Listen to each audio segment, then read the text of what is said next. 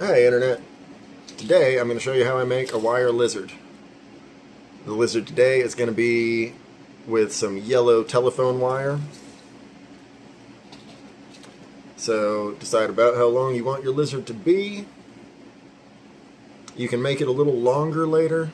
It's possible to make it a little shorter, but difficult to change too much beyond lengthening the tail from this point. And you twist it up. You fold it over itself and twist up. Most of the time, I like to leave a little loop, which is what will become the head. Have this all twisted up together, so I'm going to start at the back end, what will be the tail, and I'm going to wrap around my twisted wire up until where the back legs will belong. It's a good spot. Then I make 2 loops, one for each back leg. I'm using my finger to measure so that I can make them the same size. 1, wrap around on both sides of it, hold it in place, make the other one. It's okay if they're a little bit off, but you want them real close to the same size, these loops. And just like the previous one, we wrap once on each side of it to help hold it in place, and then we continue wrapping up the body for the front legs.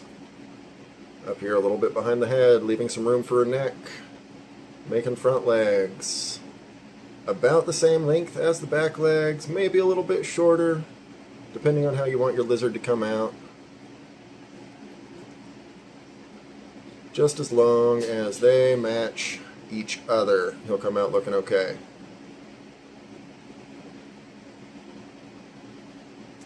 Now, important to note, just about any tailed, four-limbed creature can start just like this. You want to make you a wire dog or cat or elephant, you can start with a basic frame like this and then build out on top of it into whatever other creature. Lizards are among the simplest things that I can make out of wire, so that's what we're starting with today, right? So I've got my 4 limbs. They're not all exactly the same, but the front ones match each other and the back ones match each other. I'm going to twist those up. Each one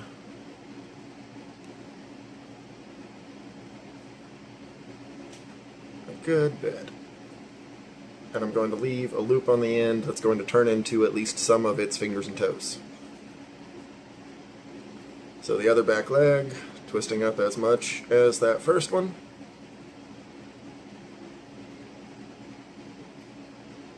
And then the front legs, twisting them up too. Twisting the wire together gives it a lot of extra rigidity so that your final result can be posed. You can bend it around and pose it in various ways, have it grab onto things. Fun stuff.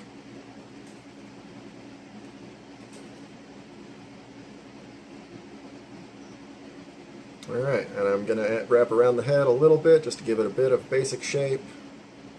It's going to look messy right now, that's fine. Wrapping back down the body.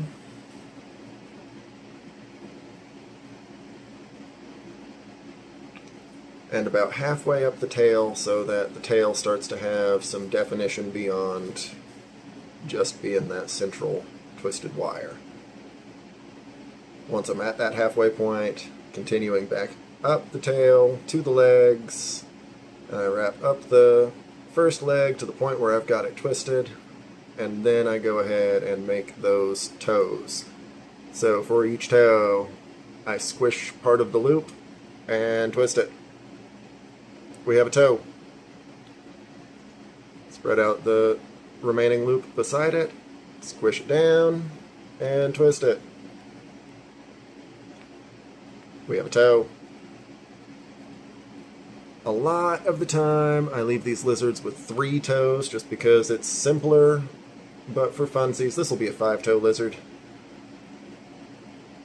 So those last 2 little bits Oh no, I only have 4 toes. What will we do? Create an extra loop and twist it with the wire that's trailing off the end. And now I wrap back down this leg and start wrapping up the other back leg up to the point where the loop is. Let's have a look at my existing toes so far, right? Not perfect, not too bad. We'll fix it up later on in the process once all of the legs are in their basic shape. So just going to repeat the same process on this leg, trying to go for about the same size for every toe, but again, you know, they don't have to be exactly the same, and in general, the pattern on a lizard's toes follows the pattern on human hands. They've got a prehensile thumb-like digit, they've got, you know, the middle one's the longest, etc. It's not exactly, but more or less. And then just like the other one, I'm taking the trailing end of the wire to make that 5th digit. And then wrap back down that leg.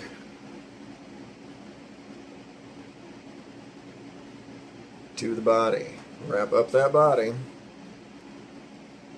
to our front legs, and then repeat the process.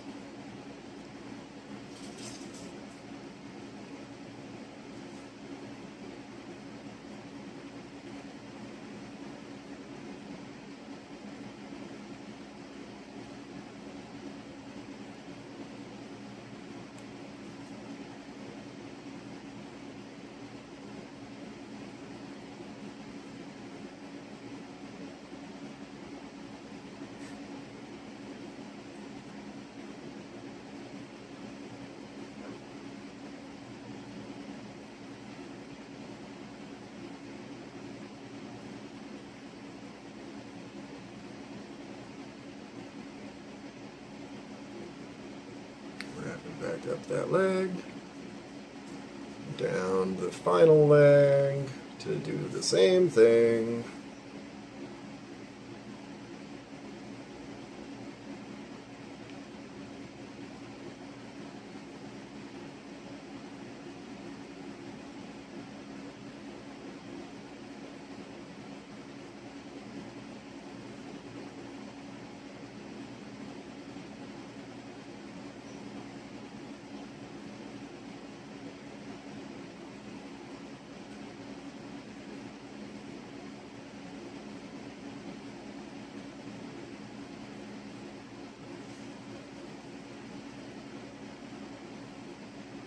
Wrap back up that leg. Then we're going to go over the head some more. A couple of loops that go long ways down the head and wrap around the neck. And these will give it a little bit of extra definition. They can still be moved around. And then we wrap the whole head up a little more, make it a little more solid. And depending on how tightly you wrap, that's how you can control the shape a little more.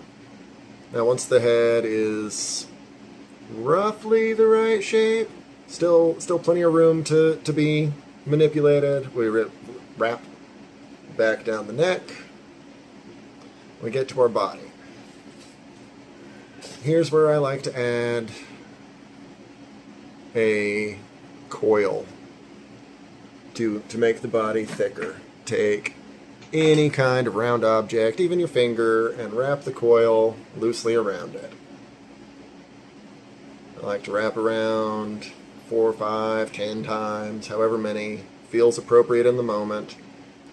Take your round object or finger out, and then stretch that coil you've made down the length of the body, and wrap partway up the tail again. A little bit further than last time, because really only the very tip of the tail is so tiny.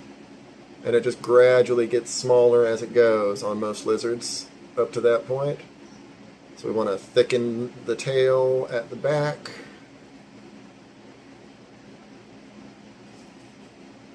And now we take some big loops around, make a tight loop at the neck, another big loop back down, and a tight loop at the base of the tail. Wrap up the tail a little bit, come back down. It's good to tie into your legs every 2 or 3 passes down the body. That helps the whole body move together as a unit when you're posing your lizards. And also helps add some definition to your legs and to the body as you go. And depending on the wire you're using, the body can have a lot more rigidity. This copper wire, this recycled telephone wire, is very squishy. So if I want it to be hard and not squish around, then I've got to wrap it up tight like I've done the head. Let's do that though. All these loops are going to be collapsed significantly by wrapping tighter, but they still get to hold a little bit of that shape and make the body a whole lot more bulky without being just a solid piece of metal or whatever. So this little guy's almost done. Look at him.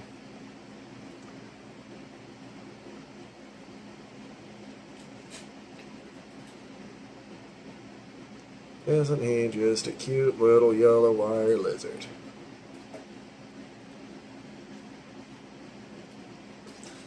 From here, all the wrapping is just to add definition, tie in any loose bits that you find hanging out,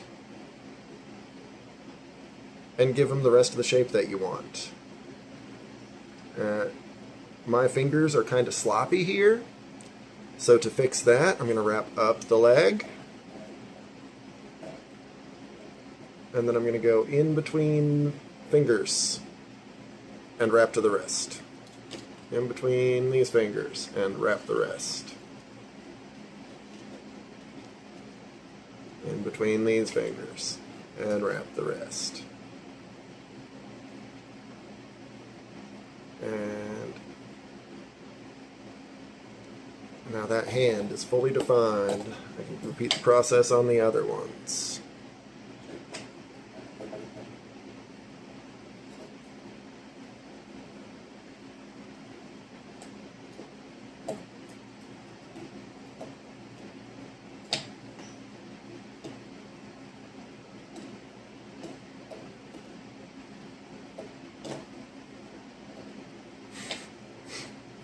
Some of these fingers are a little too short, but that's alright. This is just an example lizard anyway. And I'm almost out of the yellow wire that I've wrapped on this spool. So we'll finish with our back legs. I'll tuck the end of the wire into the body once we get there, show you that process.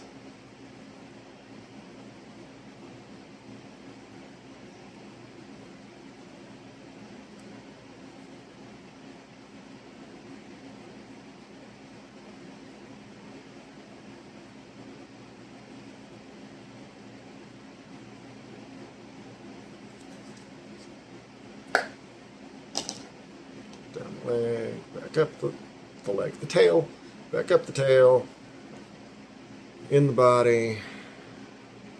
I take the very end and poke it down inside. If it pokes out, I take it, pull it through, poke it back down inside. You don't want any loose ends for somebody to find and unravel, or to poke somebody, because the little copper wire in the center can be rather sharp. There's my lizard with slightly misshapen toes. Usually I do a better job of that, but I guess I was distracted telling you all how to do it. But now he can be posed. Bend them into whatever position.